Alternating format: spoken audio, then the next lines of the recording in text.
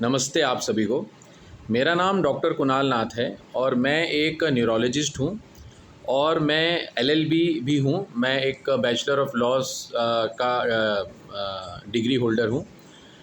ये आज मैंने आपको क्यों बताया कि मैं एलएलबी हूँ, क्योंकि आज जो मैं आपको ये वीडियो में जानकारी देने जा रहा हूँ, ये एक मेडिकल और लीगल जो दो फील्ड्स हैं उसके इंटरफेस की नॉलेज है, यानी जहाँ उनका मिलन होता है वहाँ की नॉलेज है। ख़ास करके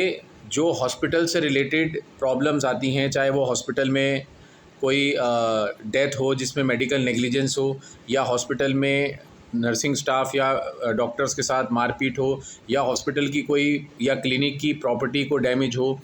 जो आप आजकल बहुत आम देखते होंगे कि मान लीजिए किसी के मरीज का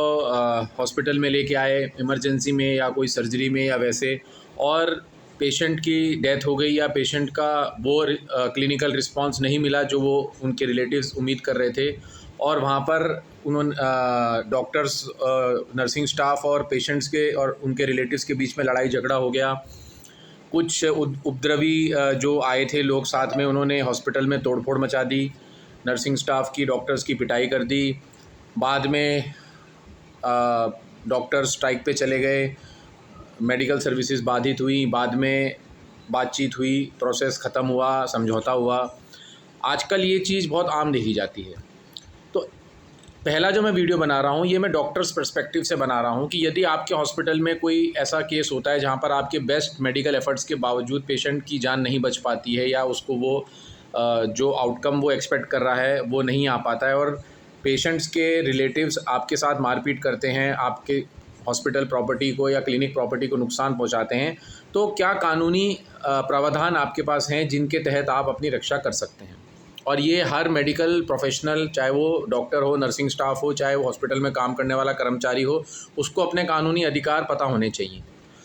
तो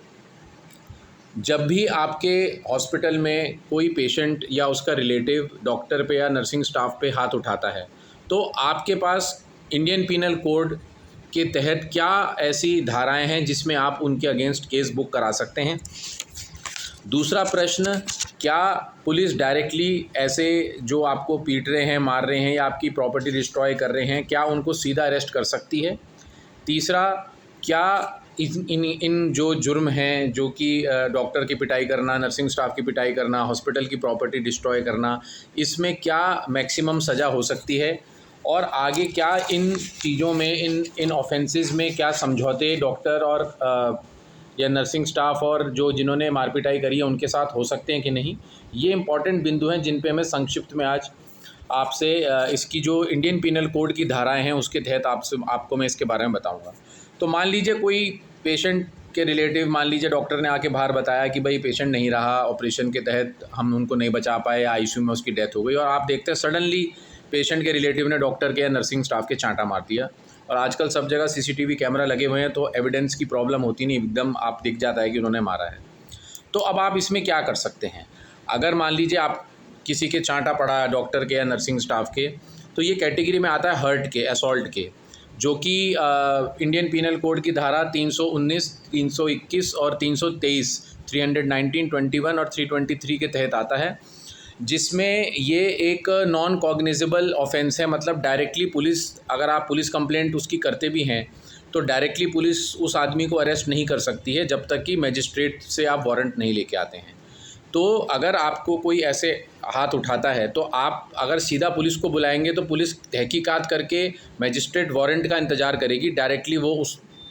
उपद्रवी को या जिसने आपको मारा है उसको अरेस्ट नहीं कर सकती है। तो पुलिस इन्फॉर्मेशन तो आप ज़रूर करें, लेकिन साथ में अगर आप उस जिसने आपको मारा है उसको सज़ा दिलवाना चाहते हैं तो अपने लॉयर के थ्रू एक कंप्लेंट भेजें आप जुडिशल मजिस्ट्रेट फर्स्ट क्लास या चीफ जुडिशल मजिस्ट्रेट को, जिसमें आप अपना एविडेंस, जो कि सीसीटीवी की फुटेज कि आपको मारा गया है, और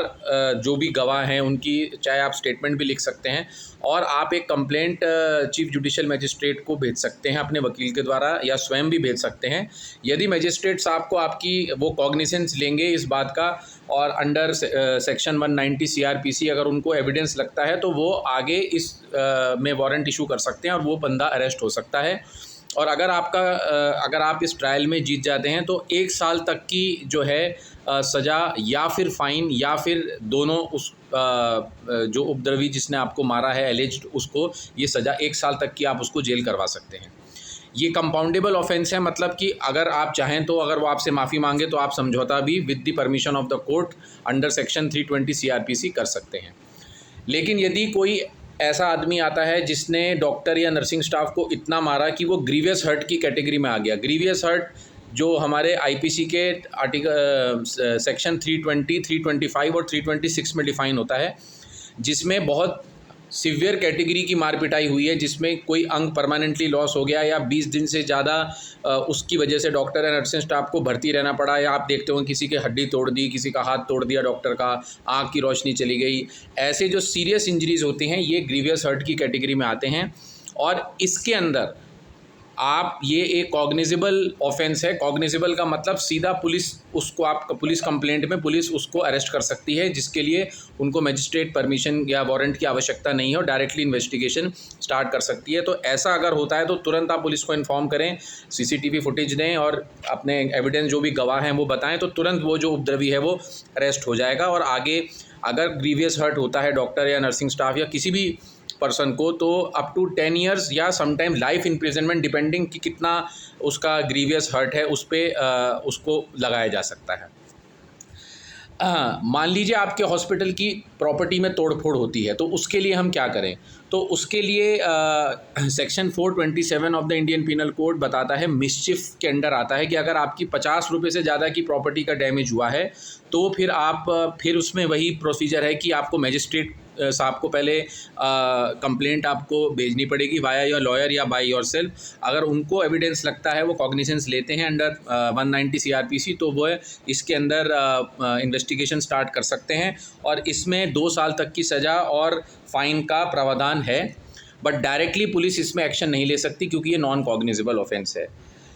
लास्ट, अगर कोई आपको, डॉक्टर को, नर्सिंग स्टाफ को या कोई भी मेडिकल पर्सनल को धमका रहा है कि आप ऐसा रिपोर्ट बना के दीजिए, ऐसा सर्टिफिकेट बना के दीजिए, नहीं तो हम तोड़फोड़ कर देंगे, आप हमारा बिल कम कर दीजिए, नहीं तो हम तोड़फोड़ मचा देंगे, आपकी रेपुटेशन पर नुकसान करेंगे, आपको मारेंगे पीटेंगे, बाहर आपको देख लेंगे, तो ये जो चीज़ है ये क्रिमिनल इंटिमिडेशन का ऑफेंस है, जो कि 503 IPC के तहत डिसाइड होता है। तो अगर कोई आपको क्रिमिनली इंटिमिडेट करने की कोशिश करता है तो अगेन ये भी एक नॉन कॉग्निजेबल ऑफेंस है। आपको इसकी मजिस्ट्रेट को एक लेटर लिख के अपनी कंप्लेंट बतानी पड़ेगी, अपने एविडेंस देने पड़ेंगे और मजिस्ट्रेट साहब कॉग्निजेंस लेके इसके अंदर उसको सज़ा दे सकते हैं। अगर इंटिमिडेशन हल्की चीज़ों का है, जैसे चोट पहुंचाने तक का है, तो 5061 में 2 साल तक की सज़ा हो सकती है, और अगर वो आपको जान से मारने की धमकी या कोई सीरियस इंटिमिडेशन देता है तो अप टिल 7 साल तक की भी उसको सज़ा हो सकती है। प्रॉब्लम क्या है भाइयों, मैंने आपको ये सब क्यों बताया कि इसमें आपने देखा मैंने cognizable, non cognizable words use करे। कॉग्निजेबल का मतलब ये होता है कि पुलिस डायरेक्टली आप जो ऑफेंडर है उसे पकड़ सकती है, मुजरिम को पकड़ सकती है बिना मजिस्ट्रेट के परमिशन के। नॉन कॉग्निजेबल ऑफेंस होते हैं जिसमें पहले मजिस्ट्रेट साहब की परमिशन या वारंट की आवश्यकता है पुलिस को अरेस्ट करने के लिए। तो एक बड़ी डिमांड उठी कि जो डॉक्टर्स पे या नर्सिंग स्टाफ या मेडिकल पर्सनल पे जो हमले होते हैं इनको कॉग्निजेबल ऑफेंस बनाइए, क्योंकि अगर मजिस्ट्रेट की पहले परमिशन की आवश्यकता होगी, इतने में हो सकता है समझौता हो जाए, बीच में मांडवाली हो जाए, लोग आ जाएं और समाज के और उसको ख़त्म करा दें। तो क्या होता है, जब तक ऑफेंडर को सज़ा नहीं मिलती तो उसका हौसला बना रहता है, वो अगली बार उस ऑफेंस को फिर रिपीट करता है। तो कई स्टेट्स ने ये लॉज इनेक्ट करे हैं जहाँ पर उन्होंने इस जो डॉक्टर्स या नर्सिंग स्टाफ या हॉस्पिटल प्रॉपर्टी को डिस्ट्रक्शन करने के ऑफेंस को कॉग्निजेबल ऑफेंस बना दिया है और नॉन बेलेबल कॉग्निजेबल ऑफेंस बना दिया है। इसका मतलब कि पुलिस डायरेक्टली आपको अरेस्ट कर सकती है, अपने लेवल पे पुलिस बेल नहीं दे सकती। बेल, नॉन बेलेबल का मतलब है कि पुलिस स्टेशन से बेल नहीं हो सकती, अगर बेल होगी तो वो कोर्ट हियरिंग में मजिस्ट्रेट साहब के सामने होगी, पुलिस उसको बेल नहीं दे सकती। तो यूपी का जो लॉ है, मतलब यूपी स्टेट में तो ये लॉ 2013 में आ गया था, और जो यूपी में डॉक्टर्स प्रैक्टिस कर रहे हैं उनको ये पता होना चाहिए। Uttar Pradesh medicare service persons and medicare service institutions prevention of violence and damage to property act 2013, जो कि मई 2013 से वैलिड है, आया था ये 26 सितंबर 2013 में, उससे पहले इसका ऑर्डिनेंस आया था, तो मई 20, 2013 से ये वैलिड है। तो उत्तर प्रदेश के अंदर अगर कोई किसी भी सिटी में कोई हॉस्पिटल में अगर कोई पेशेंट का रिलेटिव डॉक्टर पे हाथ उठाता है या उसको उसके हॉस्पिटल या क्लिनिक को नुकसान पहुंचाता है तो बहुत स्ट्रिक्ट प्रोविजंस हैं, और ये ओवरराइडिंग लॉ है कि इंडियन पिनल कोड में कुछ भी लिखा है उसके ऊपर इस लॉ की वैलिडिटी है। तुरंत वो अरेस्ट हो सकता है, पुलिस उसे तुरंत अरेस्ट कर सकती है। उसकी बेल पुलिस थाने से नहीं हो सकती, उसकी बेल मजिस्ट्रेट से ही होगी यदि मजिस्ट्रेट साहब को लगेगा। और उसमें 2 साल तक की 3 साल तक की जो है इसमें 3 साल तक की जेल का या फिर फ़ाइन जो कि 50,000 रुपये तक जा सकता है। दोनों में से कुछ एक या दोनों, अगर डिपेंड करता है मजिस्ट्रेट साहब क्या डिसीजन लेते हैं उस पर, 3 साल तक की जेल आप करवा सकते हैं ऐसे ऑफेंडर को। और जो भी नुकसान आपकी हॉस्पिटल की प्रॉपर्टी का इक्विपमेंट्स का हुआ है उसका डबल भुगतान उस ऑफेंडर को या उस तीमारदार जिसने तोड़फोड़ मचाई है उसे करना पड़ेगा। तो उत्तर प्रदेश में खास करके ये स्पेशल लॉ है, और आज अब ये डिमांड बन रही है कि ऐसा सेंट्रल लॉ आना चाहिए। हालांकि एक बिल इंट्रोड्यूस हुआ था, प्राइवेट मेंबर बिल, जो डॉक्टर श्रीकांत एकनाथ शिंदे ने प्राइवेट मेंबर्स बिल 2019 में लोकसभा में लाए थे, बट वो अभी पास नहीं हुआ है। तो डिमांड है डॉक्टर कम्युनिटी में कि ये सेंट्रल एक्ट आना चाहिए ताकि ये पूरे इंडिया पे लागू हो। But as far as Uttar Pradesh is concerned, मैं मेरठ में प्रैक्टिसिंग डॉक्टर हूँ और एक मेडिको लीगल कंसल्टेंट हूँ, तो मैं अपने मेरठ के और यूपी के डॉक्टर्स को बता सकता हूँ, आपका कभी भी ऐसा होता है, आप अपने क्लिनिक पर बैठे हैं, कोई आपको धमकाता है, डराता है, मारता पीटता है या कोई नुकसान पहुंचाता है, तो आपके पास बिल्कुल ये एक लॉ है जो आपके लिए स्पेशली इनेक्ट किया गया है 2013 में, और आप तुरंत पुलिस को इन्फॉर्म करें, पुलिस आके उस पर कार्रवाई करेगी और उस ऐसे ऑफेंडर की बेल भी मजिस्ट्रेट साहब के वहाँ होगी, पुलिस उसको बेल नहीं दे सकती, और 3 साल तक की सज़ा अगर आप इस केस को परस्यू करते हैं